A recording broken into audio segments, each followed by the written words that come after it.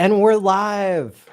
Hello and welcome to Hex Therapy. I'm your host, Maddie ALLin, and I'm so excited because we have a wild show for you tonight. It's taken a minute to get together, but guess what? NFTs, non-fungible tokens, just broke Twitter. Twitter is down right now if you're on your desktop computer.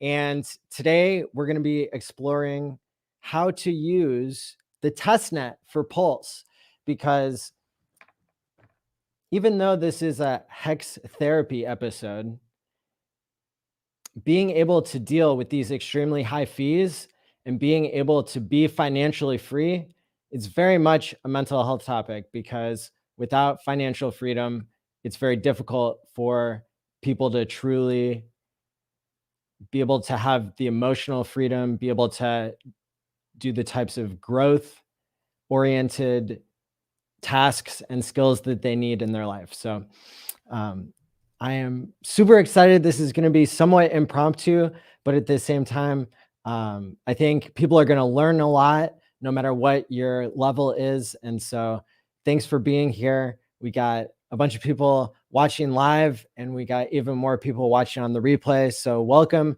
hit the like and subscribe button, and let's get started. It's from Maddie ALLin of HexTherapy.live. I like Maddie. Maddie tries to make the world a healthier place. He's a mental health professional. He's done research. There's nothing that a human being could do better than try and heal his fellow man.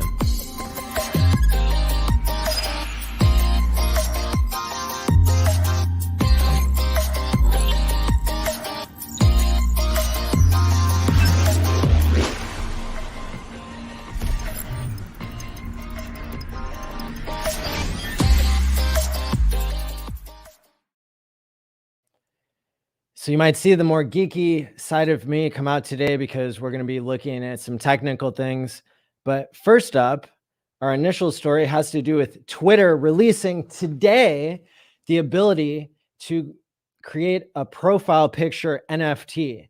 And as I was preparing to go live here today and being super late for the audience, part of the reason was Twitter is down. I'm not sure if this is an attack by a certain, I don't know if it's a DDoS attack. I really have no information right now.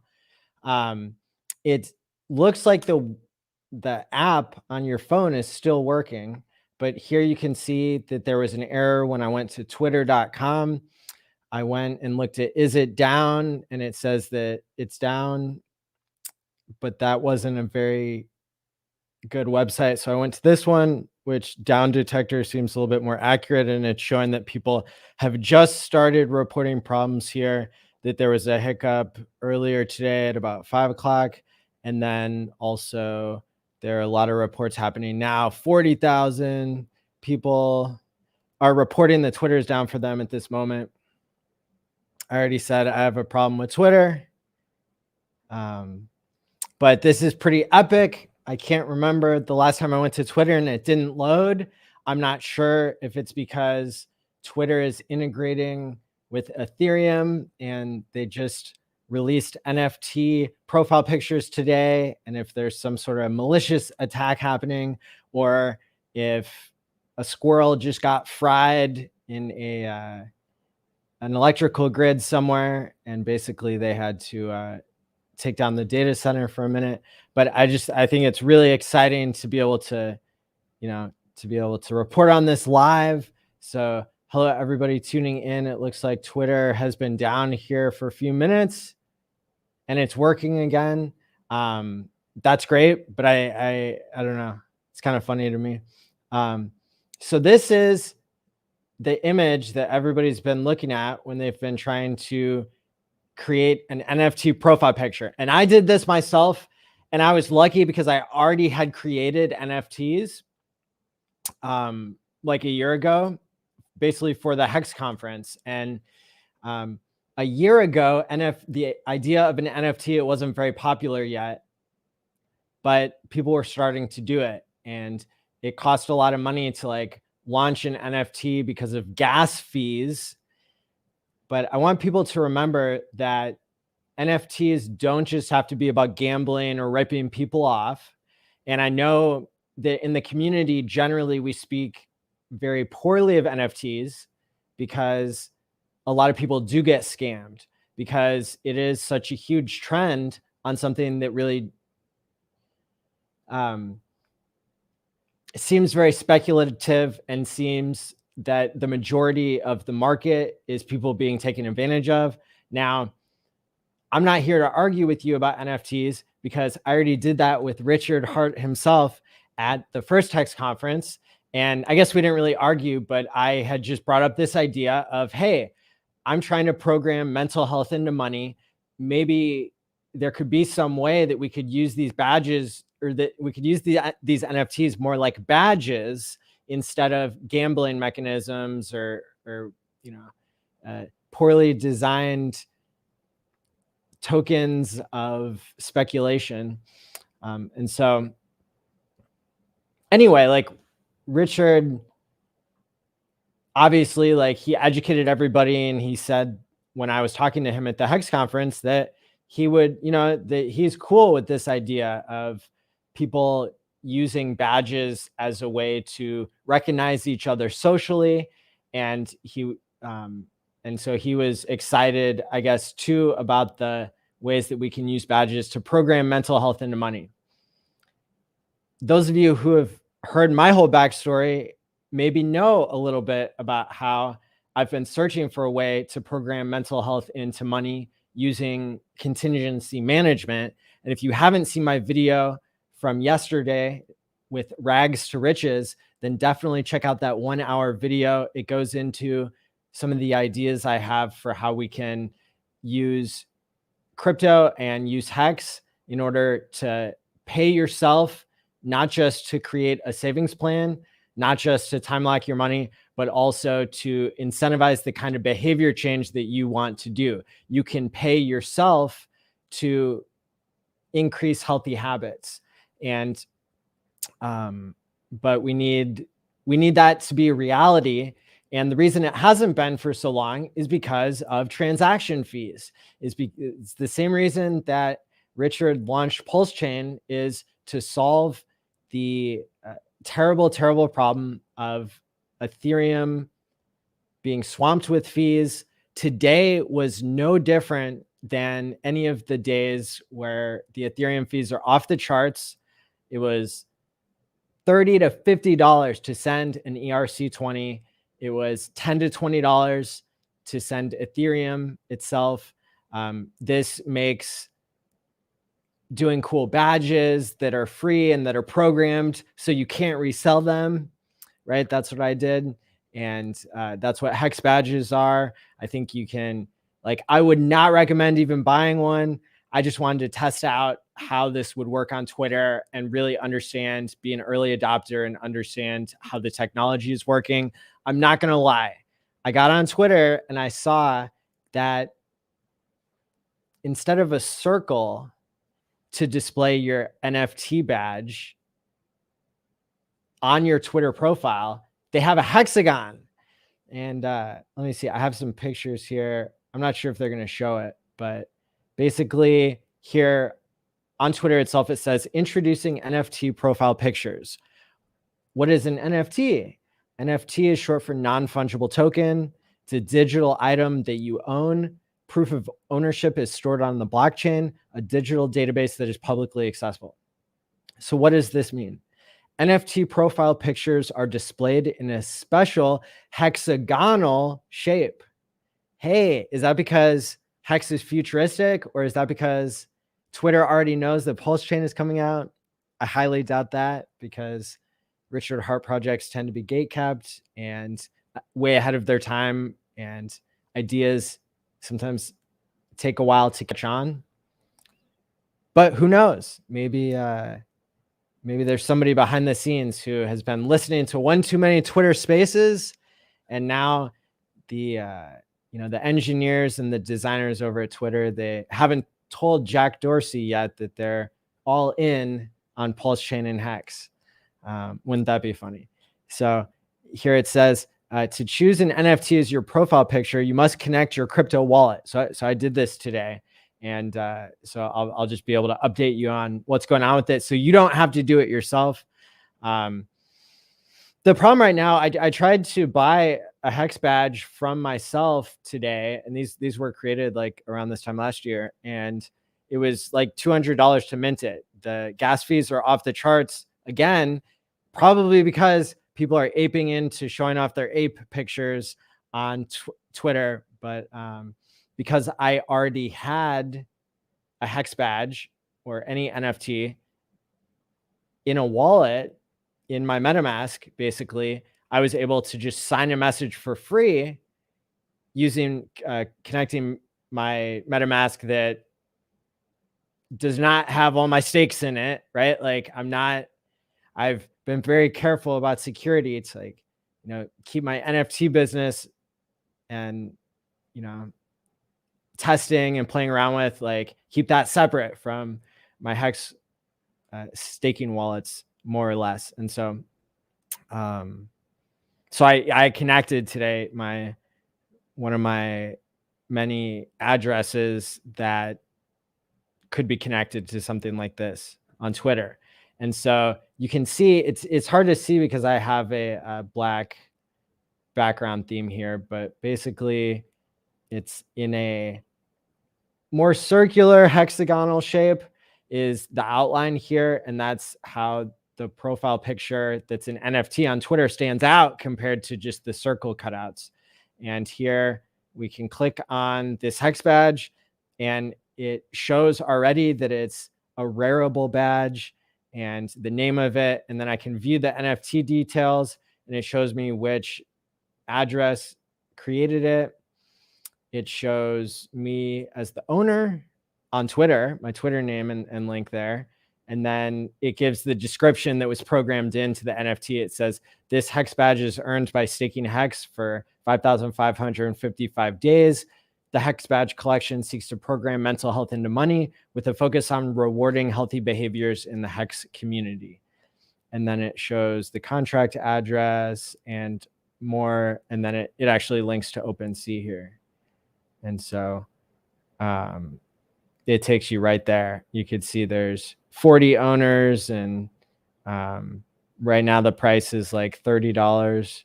I'm not sure if this is one of those buy the rumor, sell the news events in crypto, but somebody's not happy about this because it seems like the ETH price is dumping, but who knows? Which is weird. Normally when gas fees are high, ETH is pumping. But anyway, it's all happening now. So I just want to show this off and let people see it so you don't have to do it yourself. There's no reason to mint a $200 JPEG when you're going to be able to do it on Pulse for less than a penny soon. And there's a Pulse X sacrifice still going on. So I was digging through some old wallets, and I went ahead and I sent $30 worth of ETH to the sacrifice address for pulsex.com. I mean, on some of these wallets, it doesn't even make sense to combine them into my volume bonus wallet. So because it would cost, $10 to send it to the volume bonus place, that address that I control, and then sending it to the sacrifice address, that'd be 20 of the $30, which would be greater than any volume bonus I could get. I'm pretty sure on the math of that, but you'd have to check it for yourself. Anyway, like I'm getting 20 out of the $30 put into the sacrifice because of these insane gas fees, and only being able to do, a direct play on that. Whereas, and I think that's worth it. Like I would much rather have $20 worth of Pulse X at even this volume ramp, or this bonding curve ramp. I think we might be at, point, or like $1.70 for 10,000 points, like somewhere in that range, maybe. And even if it, even though this is 70% higher or maybe 100% higher than the initial day, I still value my $20 worth of SAC points way more than $30 worth of Ethereum at this point. But the cool thing is these will be way more accessible on Pulse Chain. And I'm telling people, do not buy one of these. Like, there's no reason to. This is just an example of what can occur in the testnet and with Pulse Chain when it goes live. So I think that that's really exciting. And I think that addressing these fees and addressing the ability to be able to move around money for less than a penny and to be able to send money to your future self by staking for less than a penny, like, these are things that are going to be super important for humanity. And it's the base layer of what I'm building upon to program mental health into money. And so that's why I want people to be able to check it out today. So I've got some really cool stuff to share.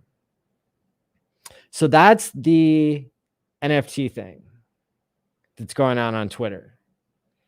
I don't even think I'm going to leave it. I liked my old profile picture that does not cost $200 or more to put on the blockchain. But maybe someday I will, maybe when Pulse Chain fixes Ethereum in every different way, then maybe it'll be less expensive and I'll be able to proudly show my Hex badges on my Twitter profile. But this is big news. I didn't know that this was coming. And, crypto being integrated into a social media platform like this is making history. So we're making history here today on this stream, documenting what's going on. And we got Melv Tony here to tell us the price of Hex at this historic moment. I think, and shout out to everybody here in the chat. Thanks to Art for becoming a channel member, and shout out to you. Oh yeah. So we had the thumbnail today that is based on a Twitter poll that I did a couple days ago. And I want to address that. And then we'll go plan the testnet and see all the cool things I've figured out how to do so far. And some things that I bet you've never thought of, even if you're a really knowledgeable person when it comes to Hex. Like, even on the dev side of things, you might not know what I'm going to show you on the Pulse Chain testnet. So let's see. Oh yeah, get your ticket for hexpo.vegas at hexticket.com. We are running out. I bought 3 tickets myself for friends and family. Here we go.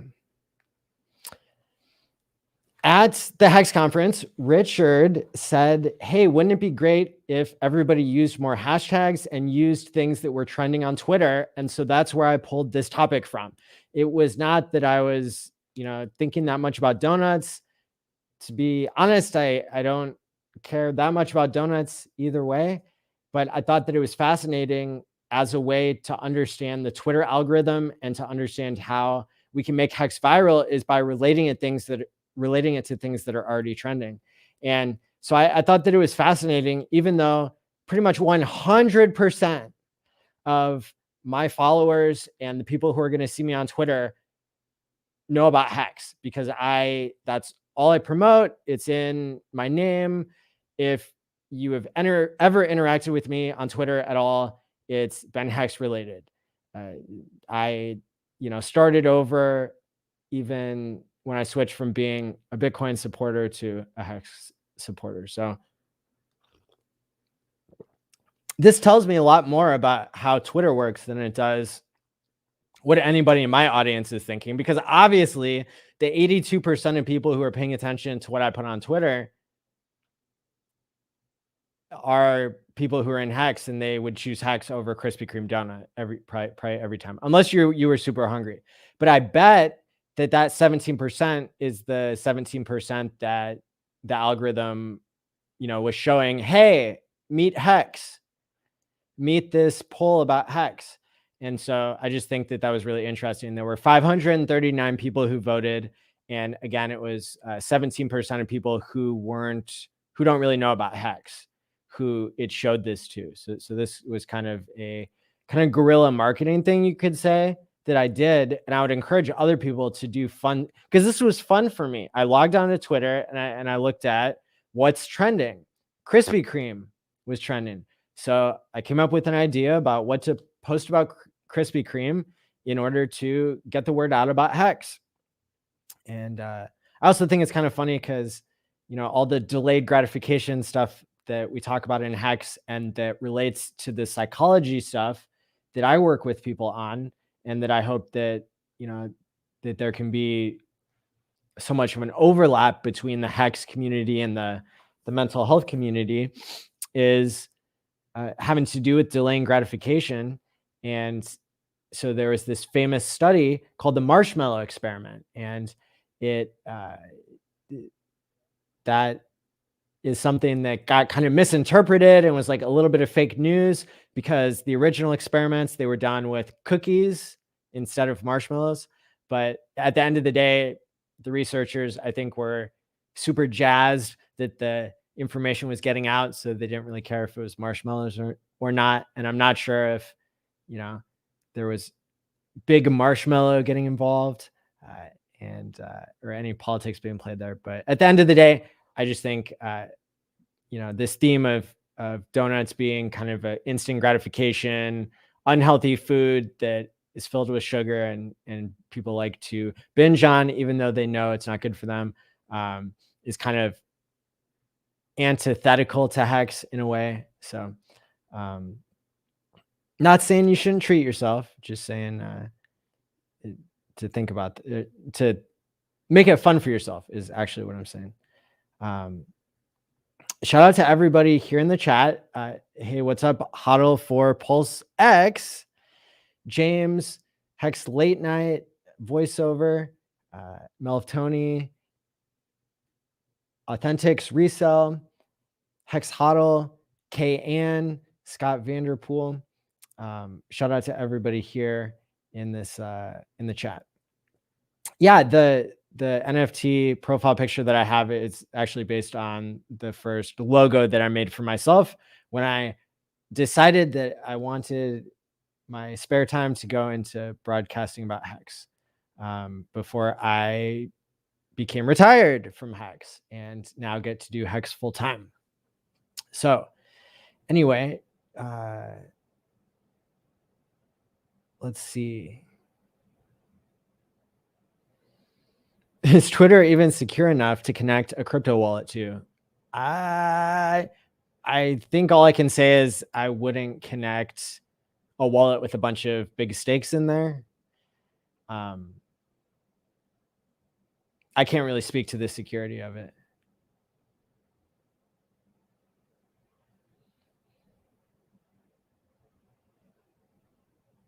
Yep, gas fees are high.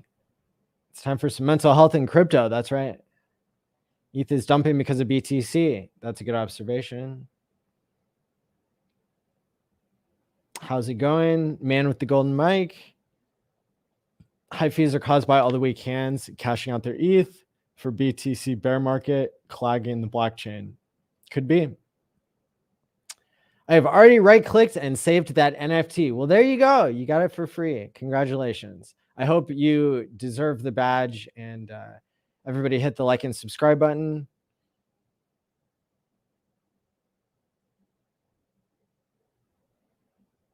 You're making me feel guilty. I hate, yeah. So we don't know what the value of Hex will be in the future, but those Krispy Kreme donuts, they will eventually go bad. So we're just trying to keep things real on the blockchain, and that means not paying super high fees for everything.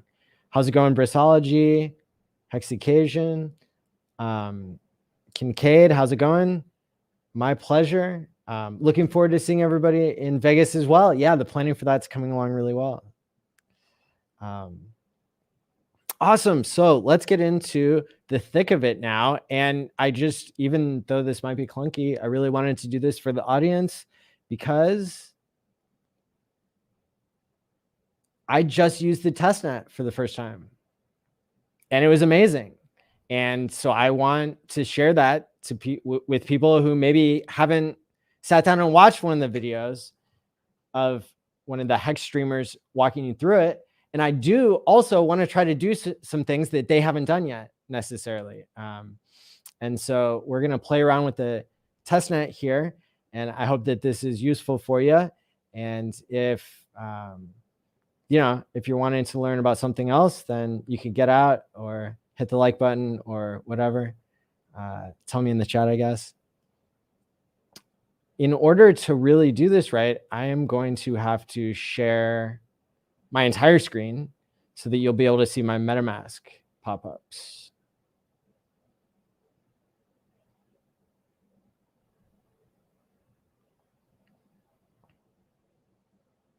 Awesome. So if you are doing this for the first time, I've like reset the testnet so that I like deleted my own testnet so that people will be able to see it here.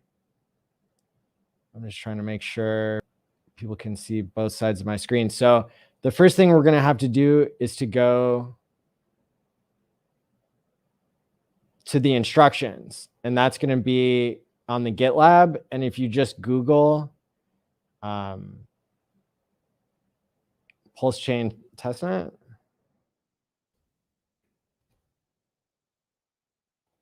then it's going to be the first thing that comes up here is the pulse chain testnet GitLab. And then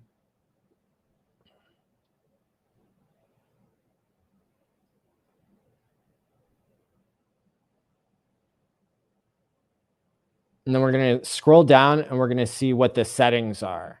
And it says under connecting MetaMask, it says you need the network name, and then you need to copy and paste these 5 different parameters into your MetaMask.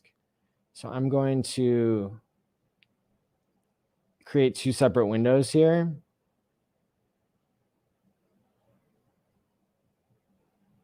And then I'm going to go up here. So I'm in my MetaMask, and up at the top, it says Ethereum mainnet. You might not even notice it most of the time because it's normally you don't really have to look there and do anything. But I'm going to, unless you remember back in the day when on mobile, you had to switch from the Ethereum mainnet to the testnet and back in order to get around a bug in MetaMask. Like, it just came out 1.5 years ago, I'd say, is like when mobile MetaMask came out. So we're still early in all this, but you can hit add network, and then we can copy and paste this stuff. The name is as it's shown here, pulse chain space testnet, and then the new RPC URL. Boom. Chain ID is 940. Currency symbol is TPLS. And the block explorer URL gets copy and pasted over. And that is all it takes to hit save and to switch over to the testnet. So now you can see in this account, I would have only had about 6% of a test pulse coin, a PLS coin, but I used the faucet. And so if we go back to the instructions here, we can scroll down a little bit farther. And the next thing it says is how to get TPLS to use on the pulse chain testnet. And if we click on the link there to the faucet, then it'll automatically put in, I think, no, that's not the address. Yeah, it is. Okay, down here is the address that I've got open in MetaMask. So if I hit request, it's going to tell me I already got one in the past 24 hours. But if not, it'll just add it very quickly to your account. So that way, even if you're playing around with a new wallet, right, then you can get some TPLS in there. I already had some in there because I was holding Ethereum in this wallet, some amount of it, back when they took this test snapshot, like a month ago, maybe 1 to 2 months. Okay, cool. Let me just check with the chat and make sure everybody can still hear me.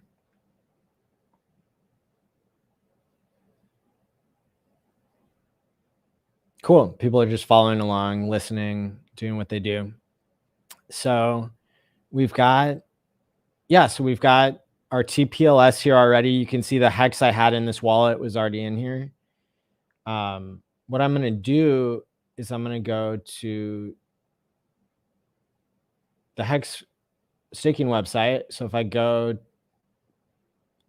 to the URL go.hex.com/stake, it's going to show me that I am on the testnet.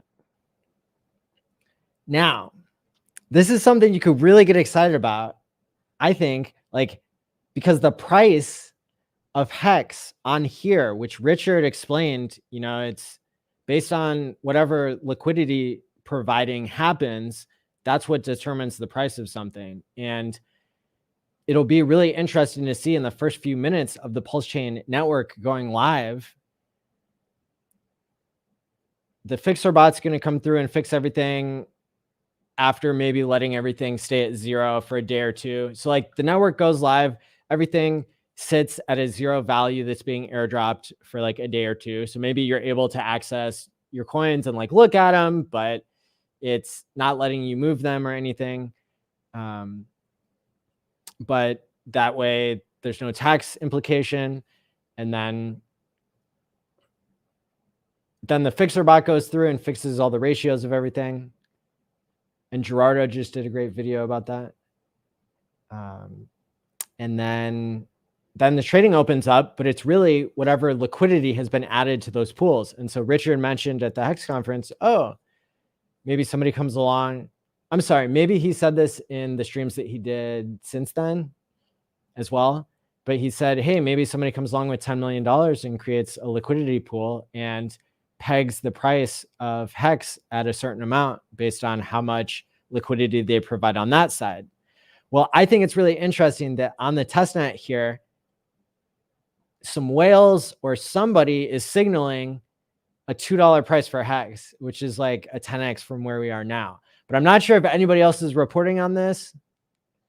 I may have heard a rumbling of it somewhere, but maybe Crypto Coffee was talking about it or Motley.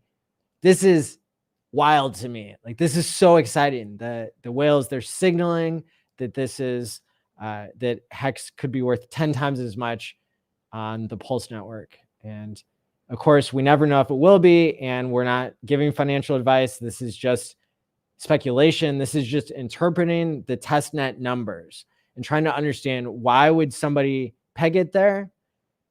Maybe just because they wanted a good laugh. Maybe it's not the whales at all, right? But there are people out there who are using this testnet, creating liquidity pools, or maybe otherwise it's just showing up here on the Hex front end as such. But at the end of the day, I think that that's really interesting to note. And so if we switch back, so if we look at these 500 Hex stakes that have occurred, if we switch back to the mainnet, we'll see that, well, first of all, those don't exist on the mainnet. These do down here, starting with the ones I did in August. So the value of that is $1,200 here on the testnet. And if we switch back to the mainnet, we'll see like what the real value of Hex is currently.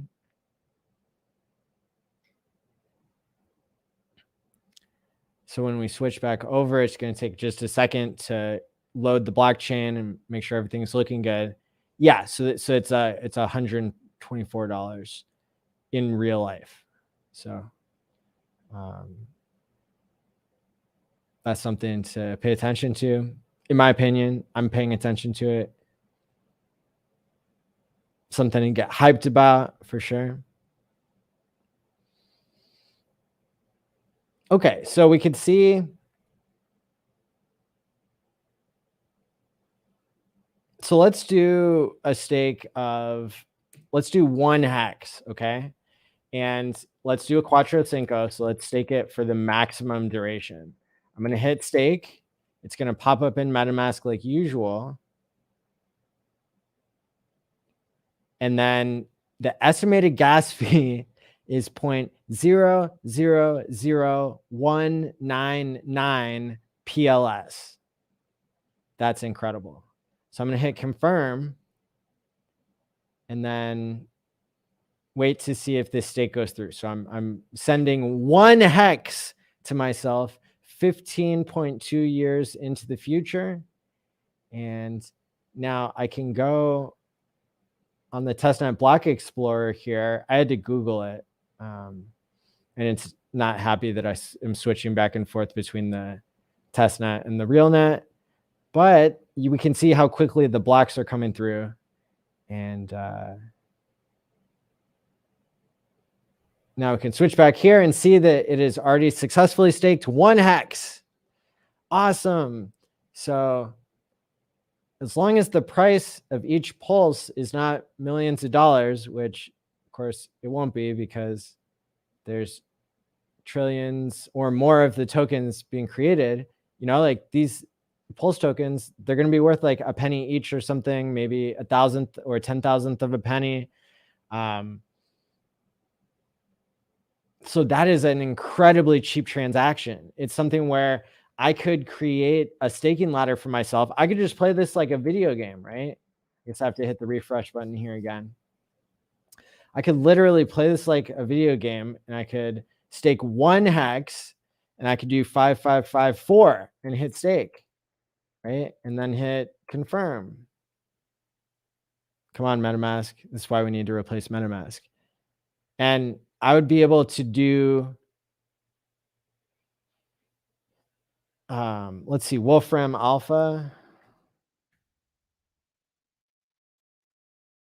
So I'd be able to do 0.0002 times 5,555 days. So based on the cost right now, it would only cost me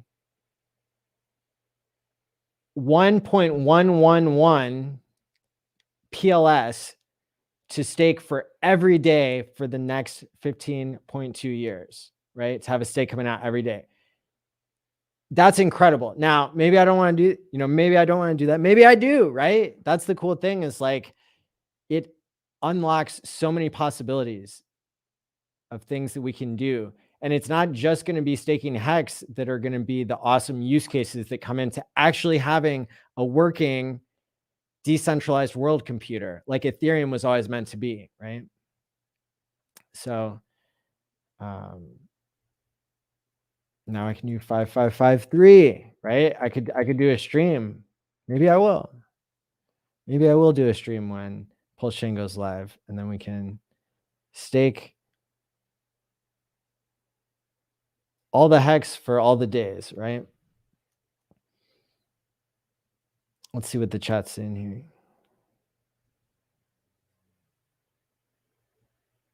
Are you going to test the EES? Palms sweaty. Really good question. I need a fixer bot for my speeding ticket. Good point.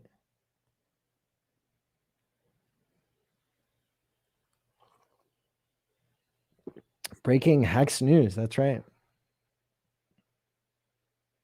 Okay, so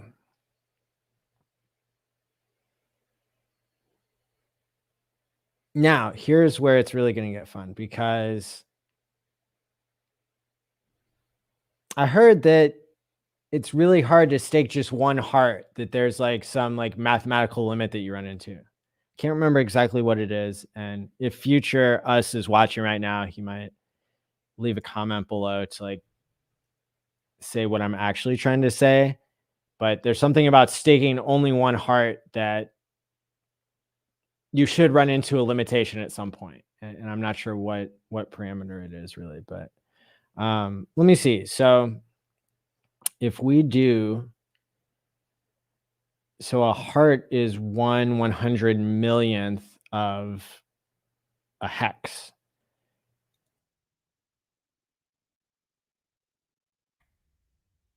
It's 1 divided by 100 million. So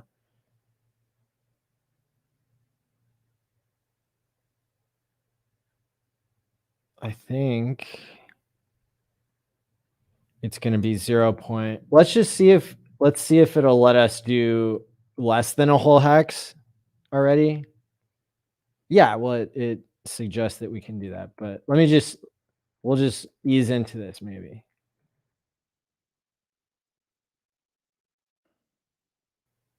So we're doing 1% of a hex for Quattro Cinco. It's the same fraction of a PLS that it's going to cost us.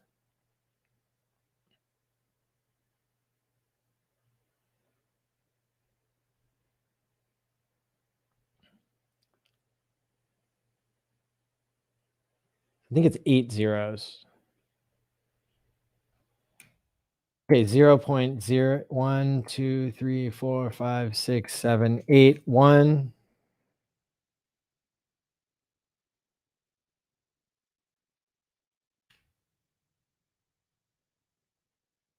Nope. One too many zeros there.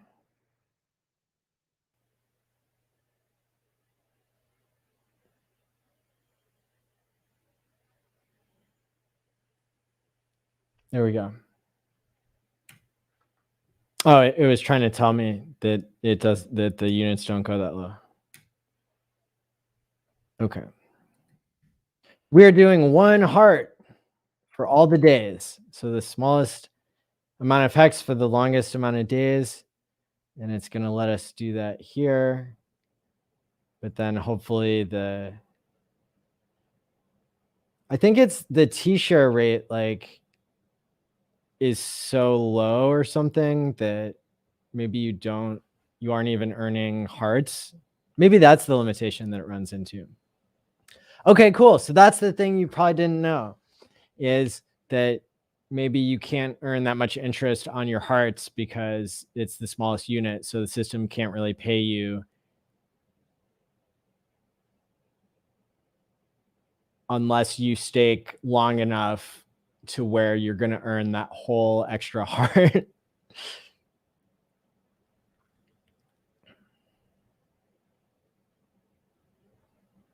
Let me see if it let us do that.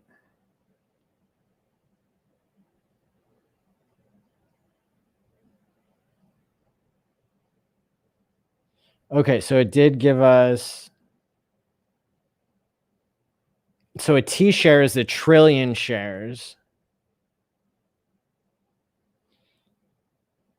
And then when we did like what 1% of a hex, then it was giving us 1.4 million shares. But when we did 1/100 millionth of a hex, which is only 1 heart, when we did 1 heart, we got 1 share. Interesting, because we were going Quattro Cinco. Now, what if we do 1 heart? 0.0, 2, 3, 4, 5, 6, 7 zeros and a 1. And then we do stake length of a week. Or we could do the minimum number, one day.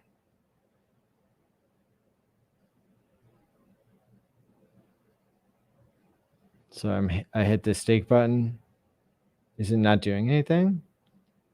I don't think it likes that. Try for 2 days.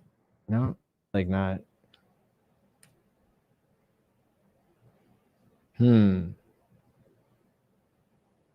Try for 365 days.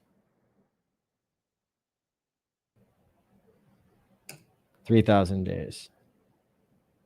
Oh, it went to 2 hearts. Now it's going to let me do it. Okay, so I guess there's some minimum amount of days that we have to do the minimum amount of hearts. And that might be related just, again, to like having to earn enough interest. I'm not sure how I'd be calculating that, but it's calculating it in shares. So it's just...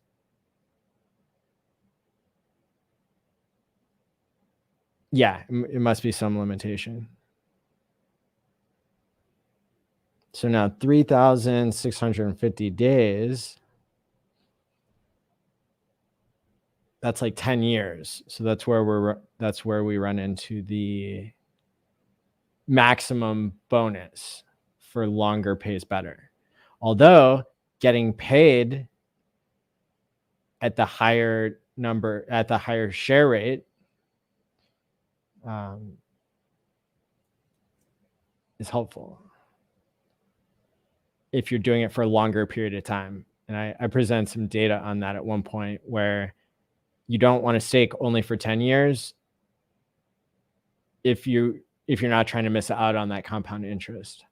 So successfully staked 1 heart. Oh, that's awesome. Congratulations to us. Now, if we drop this down to 3,000 days, I wonder if it will not let us do that, not pop up in MetaMask, or if it'll give some other situation. 0.1234567 and stake length, say 3,000 days, which is less than 10 years, which is less than the 3x multiplier for the shares.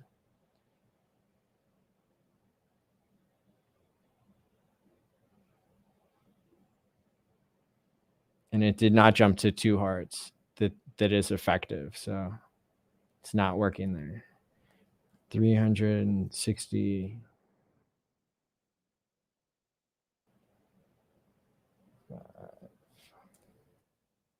See if we can find where the cutoff is. Maybe we don't want to do this. Having flashbacks to like manually trying to pick the winner when we gave away 1 million hex in Las Vegas last time.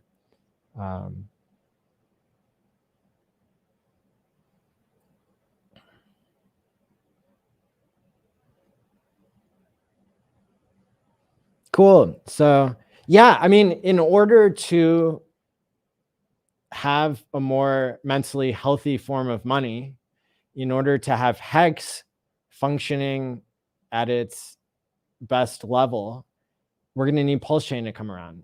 We're going to need to stop the insanity on the Ethereum network, and we're going to have to get rid of these high fees. And I see a very bright future where that's happening, because as you just saw, testing out the testnet is extremely promising. It's really exciting to see what's going to be possible and to start building out that future. And so even though we saw earlier today, Twitter went down for a few minutes, the desktop version at least, and today's the same day that Twitter launched NFTs as your profile picture. And I had plugged my wallet in and gotten to see the full glory of how social media and blockchain can play together kind of nicely. Maybe it's still the first day that is possible, but I'm just really excited about everything that people will create, you know, whether it's NFTs on Pulse Chain or whether it's just being able to onboard people to Hex on Pulse Chain. Like today, in order to get somebody into Hex for $100, I paid a $30 transaction fee for them. And that's still pretty cheap compared to how much it would cost to do a real swap on the blockchain, right? That was just a send.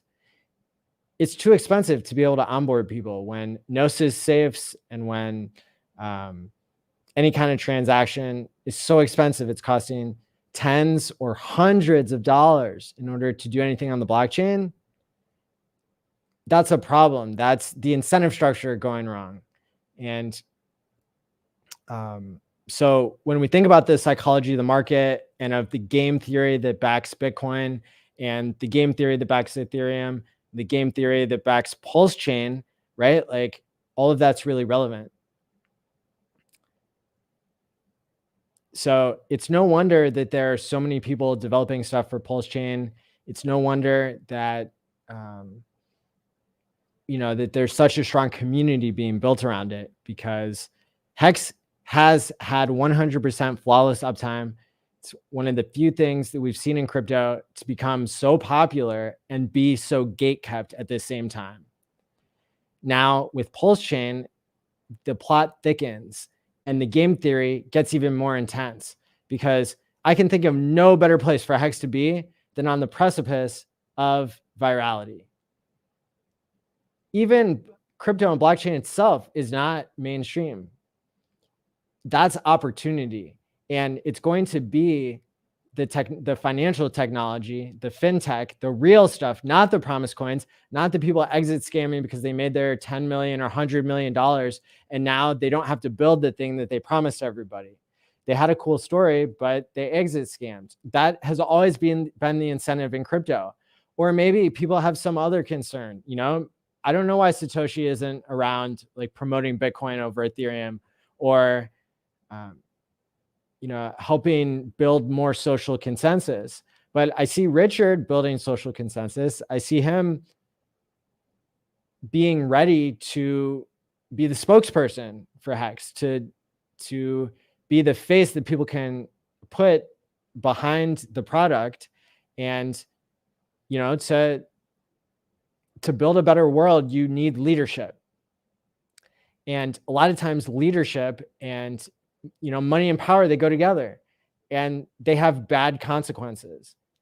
There's a reason why, the fairy tale about how the United States started and all that, like why it includes checks and balances, because that's actually a really good way to keep things from becoming the maximum amount of corrupt that they can be.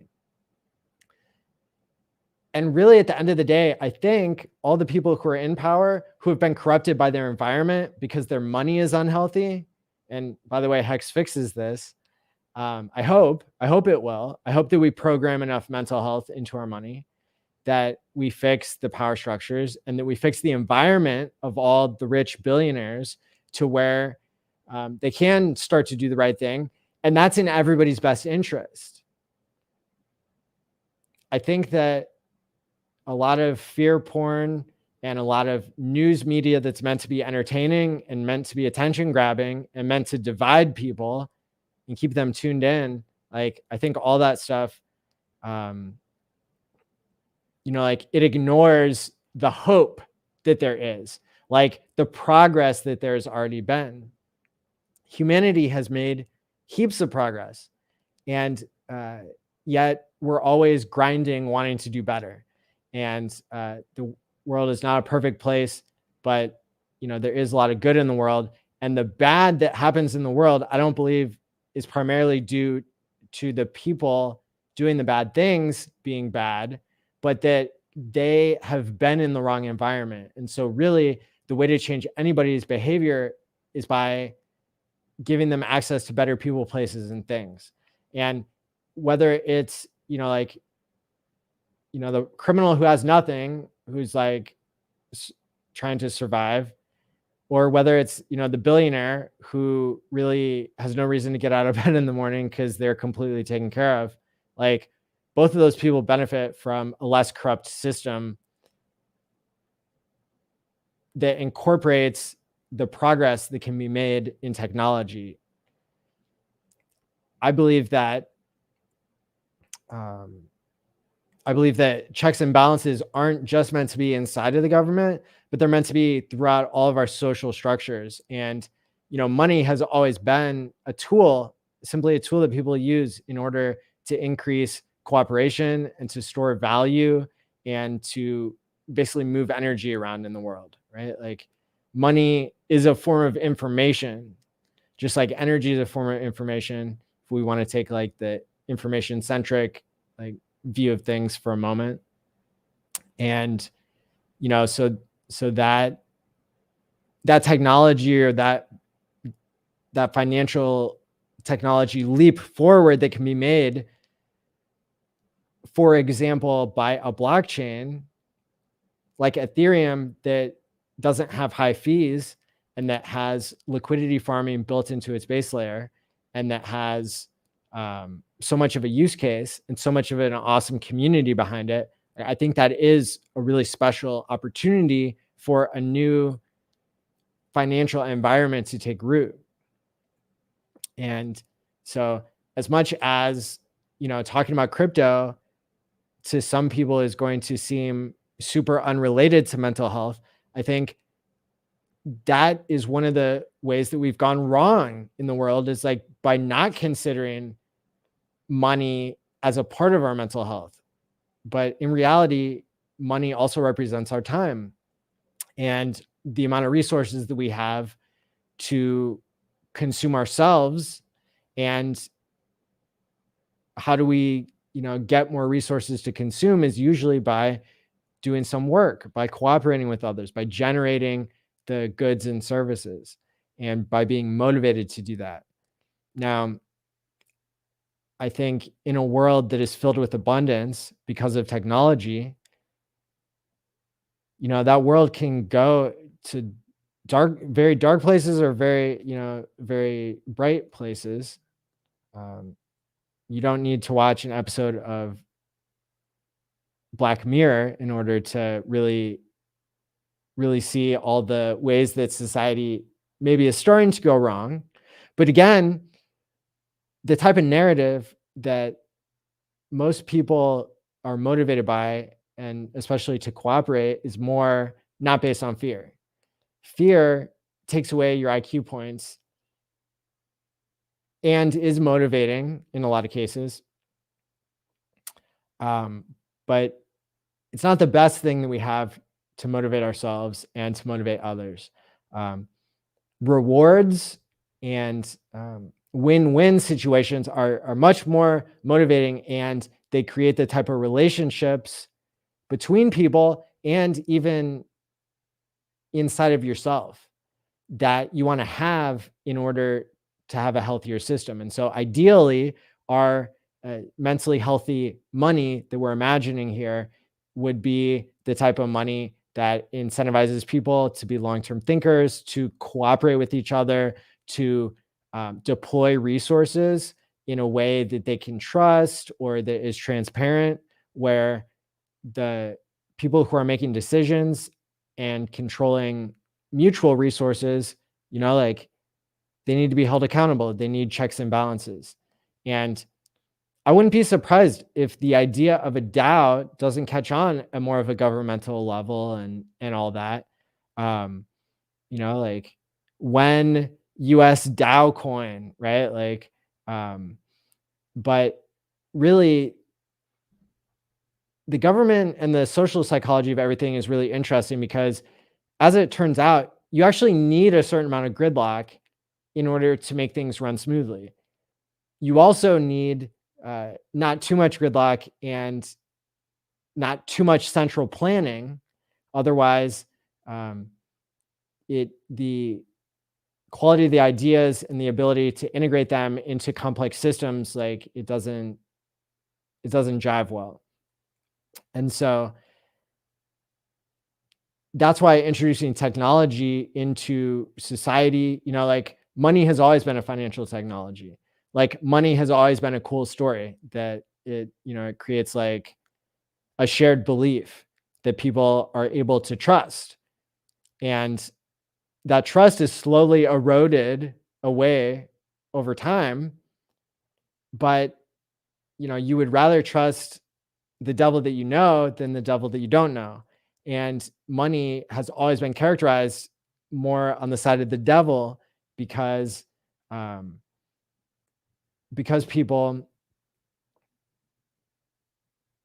decides so much of people's lives. When people are trading their time and all their energy, like adults, they would spend a third of their life working.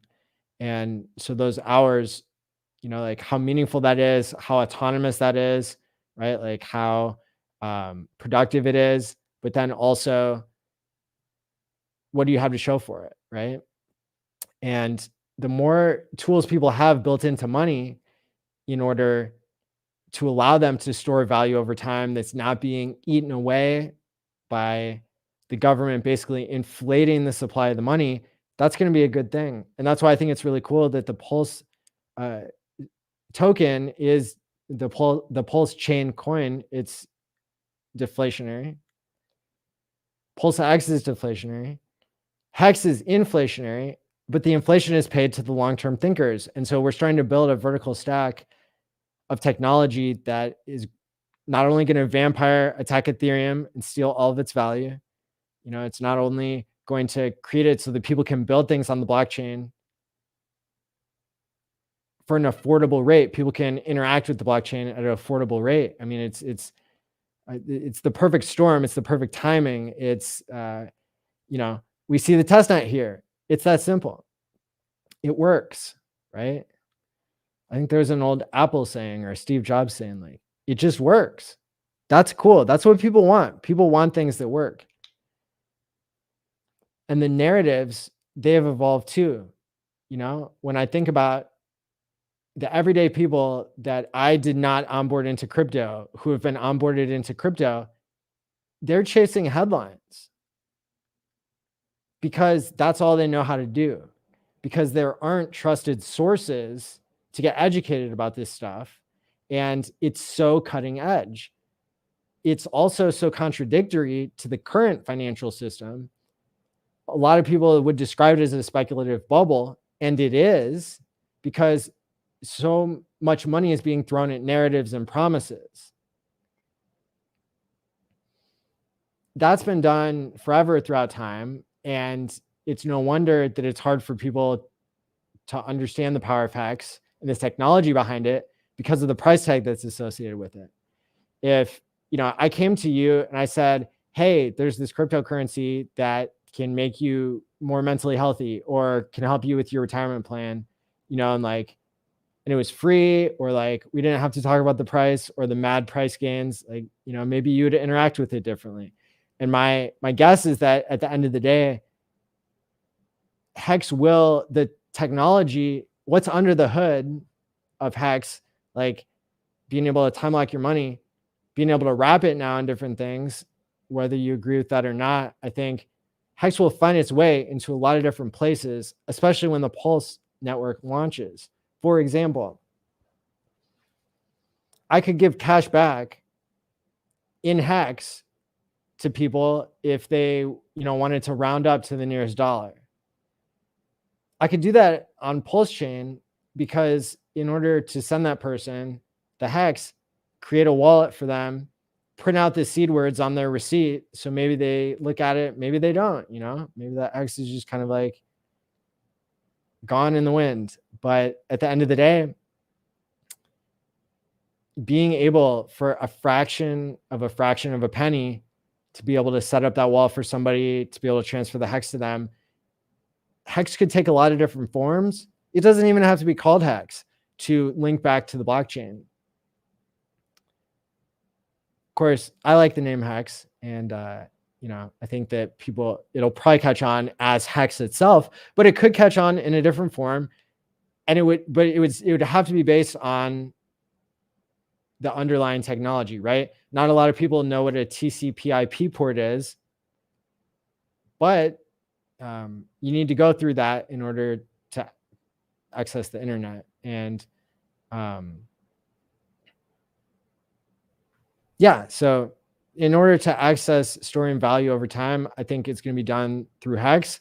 And I think that we're about to do another giant leap forward in the technology of everything, given that MetaMask sucks so bad, Ethereum sucks so bad, and we've got 100 million people using it, right? We got tens of millions of people using it. All those people are about to be introduced to Pulse and Hex, and I think they're going to love it. Let's see if we have any questions here that I can answer before wrapping up.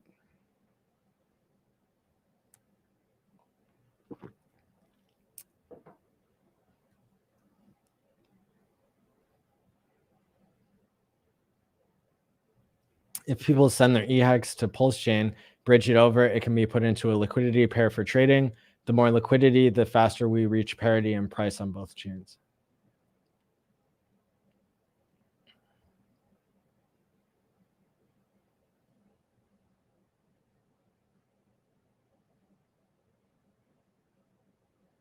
Yeah, dystopia has been it's been an entertainment mechanism since the beginning of time, when our ancestors were telling stories around the campfire, for sure.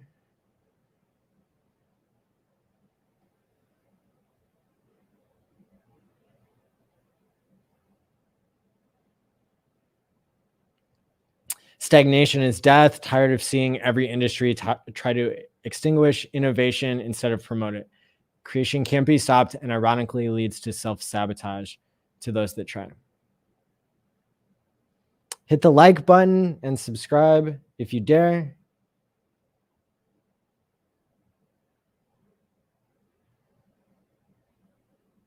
Don't wrap it. Here you go. Cool story, bro. I agree. What's up, Joe? People asking questions and answering them here in the chat, educating each other. I really think that that's awesome.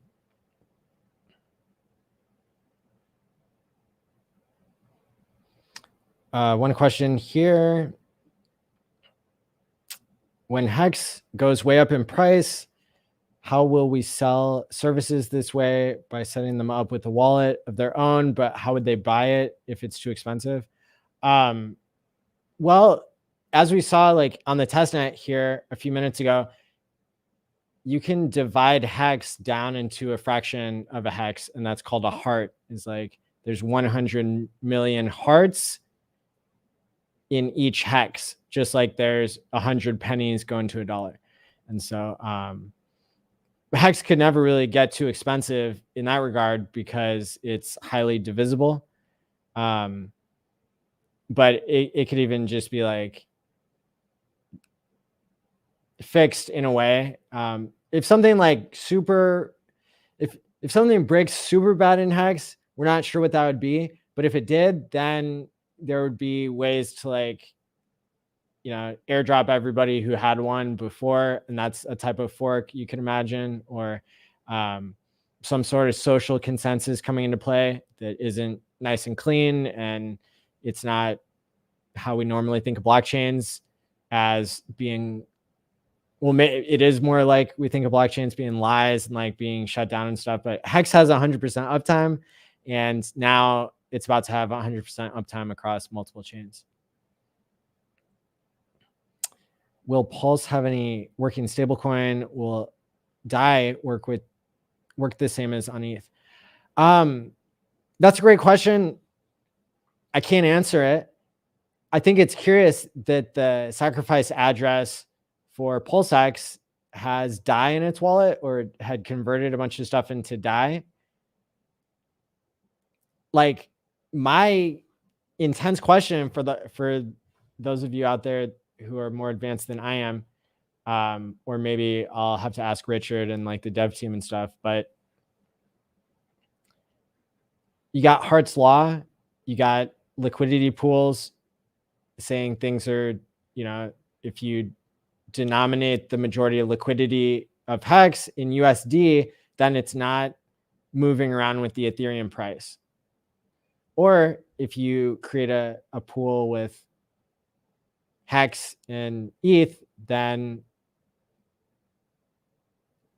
if that becomes the majority liquidity pair, like it is with most other ERC tokens, then those two prices would move together, because the price of Link is denominated in ETH at the end of the day, because there's an active price pool where anybody can go and take either side of the trade. And so that's what liquidity really is at the end of the day, is like a certain amount of money sitting there saying you can choose which one you want because this is what we're saying the price is.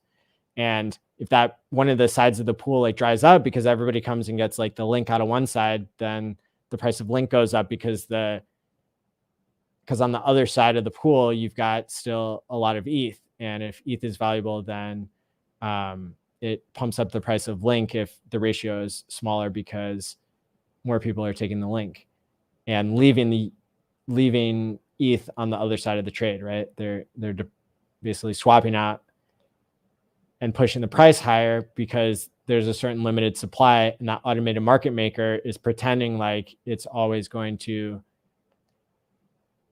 hold on to a certain percentage of the coins, and that's why the price moves up as a function of a square. My question is, how does Hart's Law interact with, like, if you're bridging? So you could have a liquidity pool like on a same chain, and that's normal, and that's subject to Hart's Law. But if you think of another type of liquidity pool or a liquidity pair being when you bridge between two different chains, then I'm wondering if you use DAI as the stablecoin on the Pulse network side of things, and then you're bridging between Pulse and ETH, how that works out like mathematically in terms of, I think DAI is partially denominated in Ethereum because it's like a mutual fund of like different things so that it can try to approximate $1. But I think it's partially made up of shares of ETH. And so I'm just curious, like what the math and the game theory is if you're pegging the price of something on one network and it's denominated in something on the other chain, if that's cool, if there's not any problem with that. And I don't think that there is. I just think it's interesting to think about that kind of that partial overlap there between the two, because you could think if ETH keeps going into a bear market and the price goes down, down, down, then that bridge, like what is Pulse being denominated in the most at the end of the day? If it's in ETH because of the bridge, I don't think that's the case. But if it is, then, the value of Pulse goes down, but not relative to the crypto space versus the dollar. But if you have enough of a fiat on-ramp, or if you just have independence between those chains or the value is only flowing one way, then that's what I'm wondering is how does Hart's law play out when you're, like 3 levels deep inside of denominating what's what. And I think if you're in, and I think it depends on the ecosystem you're in is what my intuition would say. And like, depends on maybe like how much pressure you have from the fiat side of things and from the crypto side of things, because that's really what's funding everything. It's really what's creating that buy pressure or sell pressure. That becomes kind of the liquidity pool, or in a sense, a liquidity pool is different than just buy pressure, because buy pressure could be turned off at any time. And even though liquidity can be removed at any time, it's like, it's not an open offer. It's not just sitting there for anybody to take. So that's why, like in stock markets, investment banks, they like provide the liquidity on Apple stock. So they like have a giant pool of Apple stock on their Excel spreadsheet. And then they have a giant pool of USDC, like not USDC, but just like US dollars on their Excel spreadsheet. That's like all from thin air anyway, but like it counts. And they're allowing the price of Apple to exist, like they're providing the liquidity for the market to trade with to move the price of Apple up and down, right? But a lot of times those liquidity providers in legacy finance are like corrupt as hell, and like people really trying to cash out from early investments so they can try to invest their money somewhere else. So they're just dumping the price down, trying to, basically rug pulling their own thing. And that's why the bigger the pool of money that says, I don't care which side of the trade you take. I don't care if you take the Apple stock or if you take the dollars. Like if that's sufficiently large enough, if there's like $1 billion worth of liquidity, like holding something up at a certain price and it's only able to move, a couple % at most each day, then, well, you're not going to get mad gains, but it's a question of, that seems to be pretty denominated in the dollar. With that being said, like what holds up the value of the dollar? Well, the scarcity, the people who are working, who are creating the goods and services, exporting inflation to other countries, like saying that other countries, they have to settle their debts with the dollar. The dollar is the world reserve currency. So it's a ripoff to everybody else in the world because a lot of our inflation is exported to the third world. And so that's why the US can keep printing more and more money. Like the price of things doesn't go up as much here as it does in like Africa and other places where the government is just, they have their own money printer going. And so it's a compound effect. Like the US money printer is going burr, and like the Zimbabwe, the old currency that they had there, is going burr. And so that's how you get the $100 trillion bill. You know, that's a collectible that people have, you know, seen me show off on the show like multiple times. Is like these $100 trillion bills exist because they're doing so much money printing relative to the actual economic energy that is like creating the other side of that. That's like creating the buy pressure, you know, the buy pressure to like try to hold your value in that currency, right? Like the more people who are storing value in a certain currency, like that's super valuable to the currency. That creates like, in a sense, a type of liquidity pool. If people are all like competing to accept the dollar or whatever. But yeah, it's just really interesting. Like when we look throughout all the economic systems, like what's denominated in what, and like how that affects everything, and like where there are more classic liquidity pools set up and where others are, you know, not well understood by a lot of people because, you know, that's what banks do, is create markets. Most people don't understand the stock market, although they have a feeling it's rigged, right? Like a lot of people do rug pulls in crypto, which is why liquidity on a decentralized automated market maker that's just sitting there in a smart contract, like that's why that's so valuable, is because it's really verifiable. It's harder to manipulate that than it is almost anything else, which is why AMMs are like such an important leap forward in technology. If anybody wants to help sponsor a NASCAR team and the car for the Daytona 500, please reach out to Motley the Investor. Just Motley Investor, at Motley Investor on everything. We need 600K by January 26th. I've personally committed 50K and we're 1/6 of the way at our goal currently. Hey, congratulations. That's really awesome.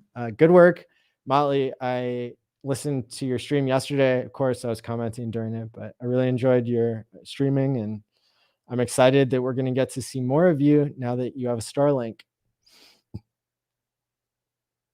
Very cool. And if you're donating thousands of dollars to that, make sure if you're coming to Vegas that you buy your ticket. Even if you're a speaker, even if you're an OG, you need to buy a ticket to the in-person Hex conference. So go to hexpo.vegas or hexconference.com and you'll be able to get your ticket now. They are almost gone. Once I message all the OGs and speakers and remind them that they too have to buy tickets, it's going to be sold out. So make sure, you know, this is kind of a final warning. The car will definitely be in the documentary. That's so cool. Yes, I love it. Late registrants should not get lunch included. If you wear ridiculous, you know, if you wear a real Burberry bonnet, I might buy you lunch out of my own pocket. But yeah, that's the thing, is like, we want everybody to have a good time and we want it to be affordable. And that's why I was so hard on the budget, making sure that we get 4 full days of conference, 9 to 5 at Excalibur in a 600 person ballroom, all set up with a huge audio visual team and even maybe some swag to hand out for free. But you know, this is all for $369 for a fundraising ticket. And then anybody who buys a fundraising ticket has no expectations of the work of others, but will be admitted to the in-person event. I think it's really exciting that I'm able to offer this for $369. The entire budget is being spent already on everything that we need to make this a great event. And the people who didn't buy tickets already are like killing me, because, you know, we need to pay off everything so that we can have the event happen. And I'm volunteering my own time to make this event happen. It's a crazy amount of work, and even I'm buying a ticket. So go buy your ticket now. This is last warning, last call for tickets. HexTicket.com. I will drop a link here.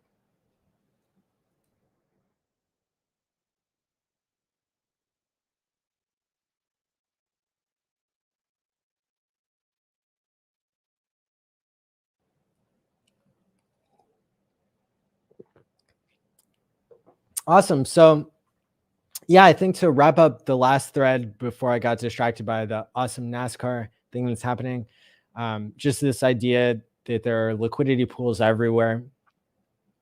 Some of them run on smart contracts, and some of them run in the legacy financial system. By deeply understanding how these liquidity pools relate to each other and create the prices of the things that we trade, and what opportunities that creates for us with Hex and Pulse, and with setting up this future financial system, this next leap forward in financial technology, we're able to do that because we understand Hart's law, because we understand that if something is denominated in something else, or if something trades with something else at a high enough like liquidity pairing, right? If there's $10 billion worth of Bitcoin, you know, sitting in a pool next to $10 billion worth of Ethereum, right? The amount of the units of Bitcoin versus the units of Ethereum are going to determine the price of those two things and how they trade against the dollar. And so with Pulse Chain coming out and having seen the testnet here on the show, maybe for the first time, or maybe for the first time you saw somebody stake one heart for at least 10 years in order to have the front end allow us to even do that, but to also have, you know, the ability to do that at a fraction of a penny.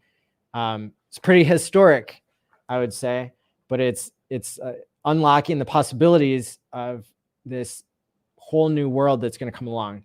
You know, if people try to imagine how any huge technology, how it would be applied in the end, and all the possibilities that it would unlock, it always ends up sounding like science fiction. And I think that's one thing that the Hex community really gets behind at this point, is being able to take the sci-fi stuff and make it real and put it into code and put it into community, and to appreciate that code is not law, and that people have a part to play in creating a social consensus and creating the type of financial tools that are more mentally healthy, the type of financial tools that allow people to cooperate, to evenly distribute the mad gains that technology gives us, and that can make everything in our lives cheaper and allow us to reclaim more and more of the time in our lives, not to be working a job that a computer could do or a robot could do, but to be pursuing more meaning in life, better relationships with ourselves and with other people, by being able to put more time into parenting, into hobbies, into health. Healthy behaviors, they don't come about because of something that's inside of you. It comes about because of the environment that you're in. And so the more the world can leap forward into a position where it's not a survival mindset, we're not competing to put each other out. In a scarce world, we're competing to get everybody in to an abundant world. That's what motivates, inspires, drives me about this community, about this technology of Hex, being able to send money to your future self for a fraction of a penny, and to be able to get to the other side of that time lock and then end the stake without paying thousands and thousands of dollars, yes, please sign me up for that. Because currently it's really hard to onboard people. And yet we've still gotten 75,000 people who are stakers. Imagine the possibilities once we start to include more and more people. Hex is almost viral.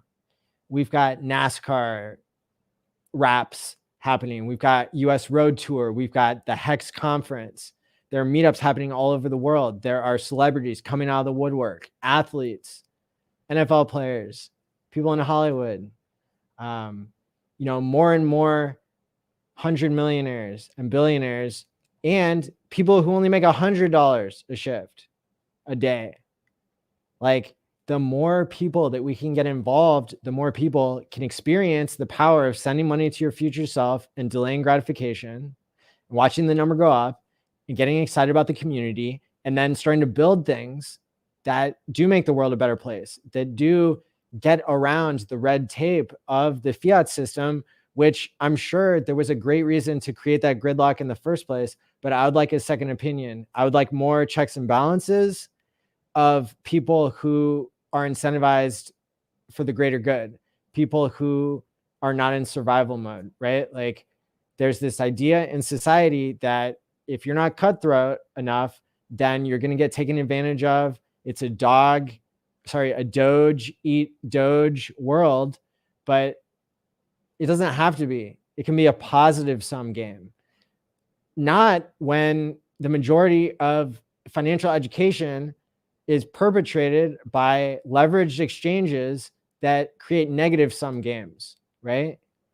And they bought enough politicians so that, all the horror stories, they don't change the policy. And, enough people are getting to look the other way, or, they're not in a position to help, right? Like, when we change the mindset, when we change the environment of an entire group of people, and when that catches on through these social networks that have been created for just this, to make the world a better place. Social networks have not made the world a better place, but they could. I mean, we see the stars aligning, and I'm not saying that it's going to work. I'm saying that this is probably the best shot from where I'm sitting, the math that I'm doing. Thank God Hex has not gone viral yet,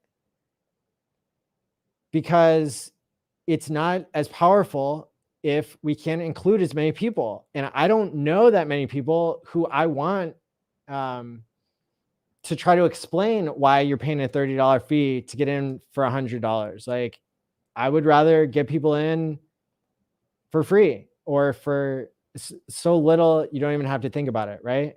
We figured out that it was 1.111 Tpls is what it would cost to do 5,555 stakes, right? Now, I don't want to sit there and end stake every day. Maybe I do. I don't even know what I want to do, because I don't live in that environment yet.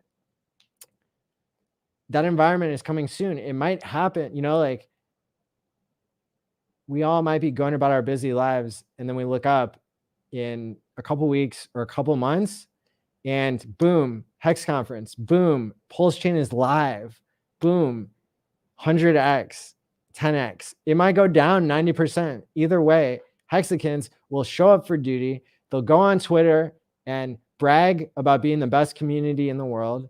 They'll talk to each other, and they'll do more organic outreach. They'll keep paying for advertising, keep getting the word out, keep doing better by themselves and for others.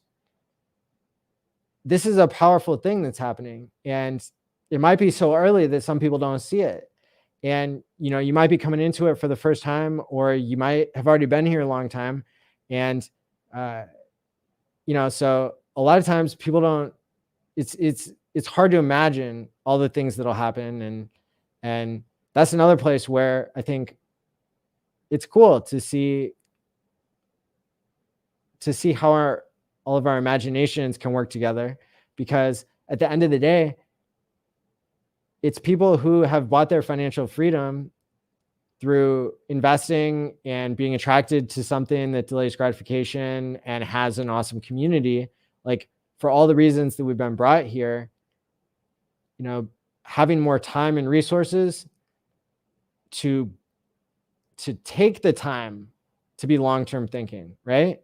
Like when people are rushing around barely making ends meet and pouring all their energy into the biggest problem they can solve, which isn't that big because they don't have the resources, because they don't have the cooperation, because they're living in gridlock that serves some political figure that, has a bad environment themselves in a way. Like, we need to make the environment better. Hex does this.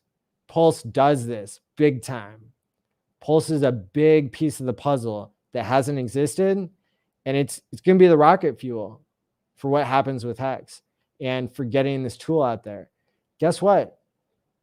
There's no more Hex. There's no new Hex being created for anybody who's not a more long-term thinker in the end, right? Because if you're just holding liquid Hex, then you're not getting any of the new Hex that's being created. It's 100% is going into the hands of the people who are long-term thinking. And I want to go back to this one statistic that we kind of stumbled upon, or I don't know, just a way of thinking when we were on QuantKing this week. I was thinking, if the share rate goes up, if the amount of Hex that you have to pay to get a T-share, if that keeps going up by 50 Hex per day, and you multiply that by all the T-shares that exist, that's 500 million Hex every day that the system is, like ratcheting up the price of T-shares. Like T-share acceleration is in the hundreds of millions per day already. Hex is probably going to keep becoming more and more rare, like exponentially so, because the money printers that keep the Hex coming, like the new Hex, they're always going to go to those who wait. And some people are never going to have to sell all the Hex that they have, because the system will balance itself out and increase the USD value of Hex over time, as long as there's still product market fit, there's still buy pressure, there's still humans pushing around electricity in computers, right? So this has been a rant, but at the same time, it's really important stuff. I hope you can see where all of these connections happen, where the road meets the rubber, because at the end of the day, if Hex can be the better financial environment for the poor person and the billionaire to both have, to make them the best versions of themselves possible, we've already seen it.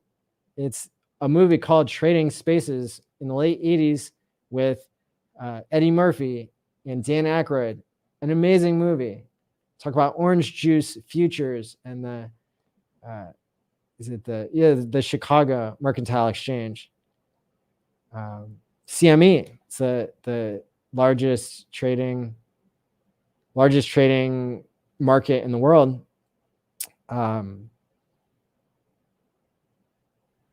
The poor person was able to replace the rich person and like adapt even better, and the rich person living on the streets, didn't cut it very well, but they both learned a valuable lesson about like how systems work, and that if a flower doesn't bloom, you don't blame the flower, you blame the soil, right? You put it in a better environment. And so when we look at ourselves that way, and when we put ourselves in the best environment possible for us, and then once you get your oxygen mask, then you can help out other people. It's the same way with Hex. Not everybody has the financial resources when they first get started to tell their friends and family and to put in a bunch of time onboarding people. But as your number continues to go up, Hex is paying you to hold. And while you're holding, you know, you might as well pump your own bags. You might as well help the next person identify this as a tool that might help their mental health, that might help their savings plan, that might help them want to cooperate more with the people around them, or find the right community that is promoting these types of things. So my pleasure. Thank you guys for the positive comments.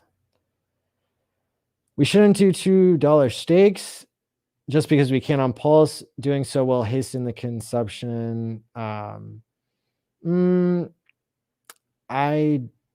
don't think it'll fill up that fast. Like, the price will find like the right balance, but I think stopping double spends is not, we're not going to run into that limit anytime soon in computing. Like, it's a better model, I think, in general, like they're with Pulse Chain and proof of stake. So we could imagine a lot of situations where we don't want to waste block space, but if it's an empty chain, like, I do kind of see what you're saying, because we have to consider how much block space are we using in the future. But we're proving with this step, we're proving that we can get around some of these things. And this is certainly not telling you how to stake. Like, if you want to play around, you know, how much does it cost to put one heart on each day? You know, that might end up costing you less than $1. Maybe that's enough entertainment for me that I don't even have to worry about not, and, you know, like, maybe I don't end the stakes ever. Maybe I let them bleed out. Maybe it's a bad idea to spam the network but understanding what you can do, I think, is important. And there's going to be tons of other cryptos that are like, you know, like different bots, like trading volume bots and stuff. Like, they're going to be going nuts. So I don't think it's the hex staking that's really going to limit everything. I think everybody in the world should be able to do multiple transactions a day on the blockchain without it being more than a penny. And like, if we could fit all that, I think we could. The fees are just,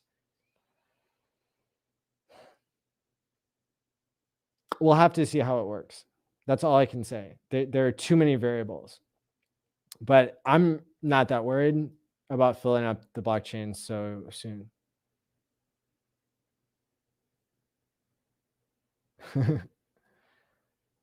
Yeah, maybe he'll fork Pulse Chain in 10 years. Who knows?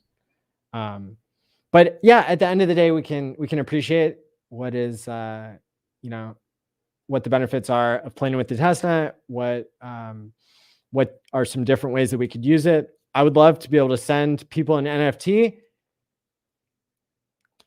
to show that, you know, you attended this stream, right? And have that as a record going forward, you know, or how, you know, if people watch Quant Gang, maybe there's a pop quiz, you know, maybe you get an NFT that way, and then it's not worth anything. It's not meant to be traded for money, but it's just, that's a reminder. That's something, it can reward you socially.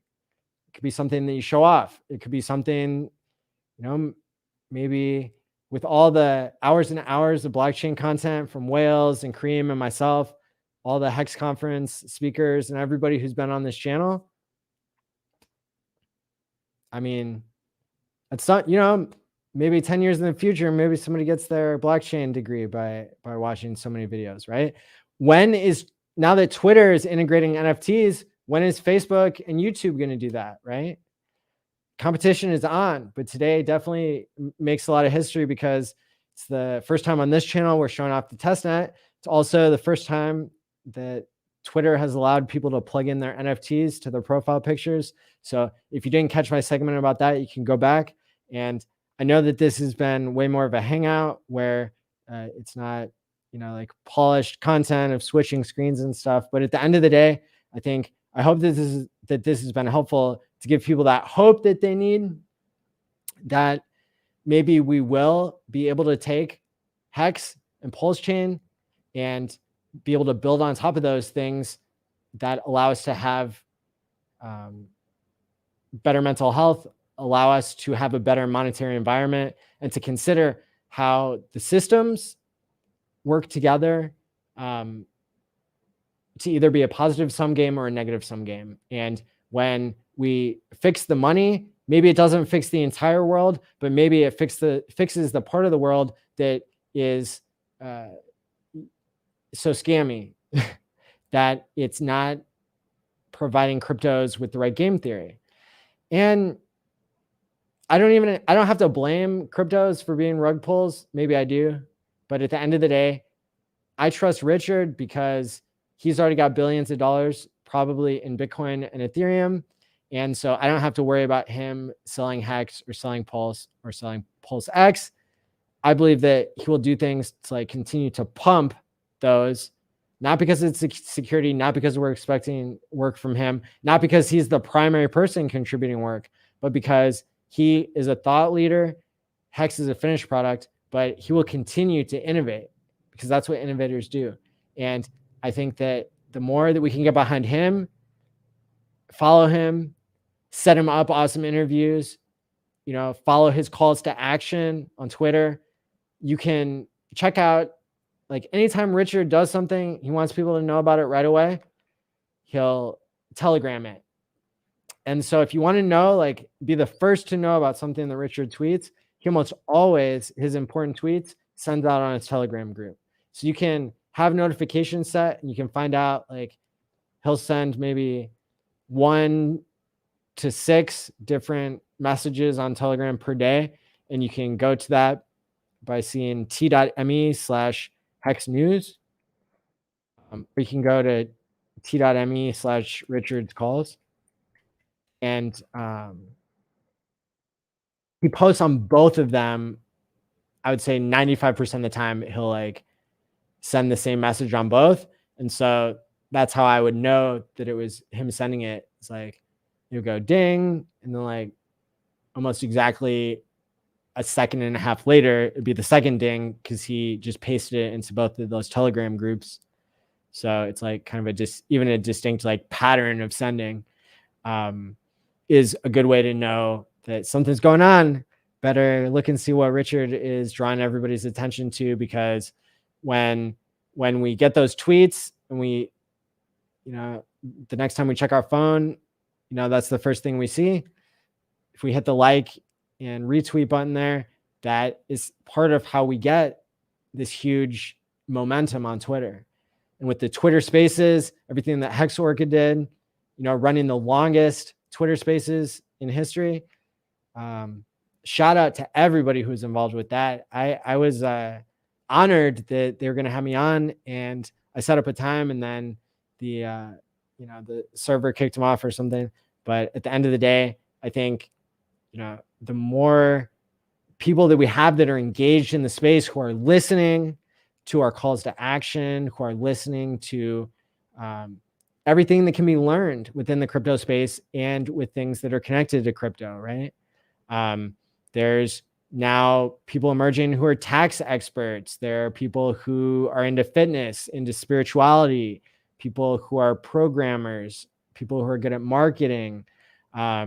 The more personalities we can have in the space, the more inclusive we can be, the better. We are much stronger working together. And humans, I think, naturally have a competitive edge because the history of the world has always been that of scarcity, that of survival. We might be at the point in technology where that's starting to tip, and maybe it's been starting to tip for hundreds of years, and it's hard to really draw, like you can draw these lines of, when was the Industrial Revolution and when was, the internet created and stuff. But like Pulse Chain, Hex, like, I think this is the next leap forward, and that's why I'm excited to share it with the people here.